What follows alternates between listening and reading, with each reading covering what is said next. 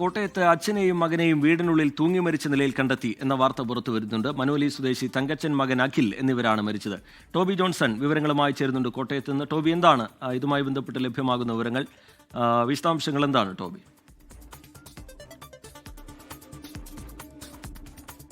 ഉച്ചയോടുകൂടിയാണ് ഈ സംഭവം പുറത്തറിയുന്നത്. സമീപത്തുള്ള നാട്ടുകാരാണ് ഈ വിവരം ആദ്യം അറിഞ്ഞത്. തുടർന്ന് അവർ പോലീസിൽ വിവരം അറിയിക്കുകയായിരുന്നു. എന്തായാലും നമുക്ക് ലഭിക്കുന്ന വിവരം അനുസരിച്ച് രണ്ടുപേരും ആത്മഹത്യ ചെയ്തതാണെന്നുള്ളൊരു സൂചനയാണ് നമുക്ക് ലഭിക്കുന്നത്. അതിനപ്പുറത്തേക്കൊന്നും പോലീസിന് ഇപ്പോൾ വ്യക്തമായിട്ടില്ലെന്നാണ് മനസ്സിലാക്കാൻ കഴിയുന്നത്. ഇവർ രണ്ടുപേരും മാത്രമാണ്, അതായത് 63 വയസ്സുള്ള തങ്കച്ചൻ, അതുപോലെ തന്നെ അഖിൽ എന്നീ രണ്ടുപേരാണ് മരിച്ചത്. അഖിൽ മകനാണ്. ഇവർ രണ്ടുപേരും മാത്രമാണ് ഈ വീട്ടിൽ താമസിച്ചിരുന്നത്.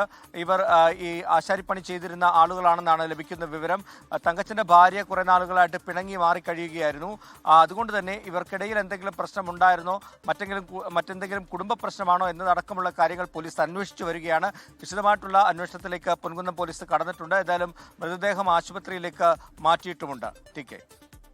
ശരി, ടോബി ജോൺസൺ കോട്ടയത്ത് നിന്ന് വിശദാംശങ്ങൾ പങ്കുവയ്ക്കുകയായിരുന്നു. കോട്ടയത്ത് അച്ഛനെയും മകനെയും വീടിനുള്ളിൽ തൂങ്ങി മരിച്ച നിലയിൽ കണ്ടെത്തിയിരിക്കുന്നു. ആത്മഹത്യ എന്നതാണ് പോലീസ് ഈ ഘട്ടത്തിൽ സംശയിക്കുന്നത്. കൂടുതൽ അന്വേഷണം അതിന്റെ ഭാഗമായി ഉണ്ടാകുമെന്നാണ് പോലീസ് അറിയിക്കുന്നത്.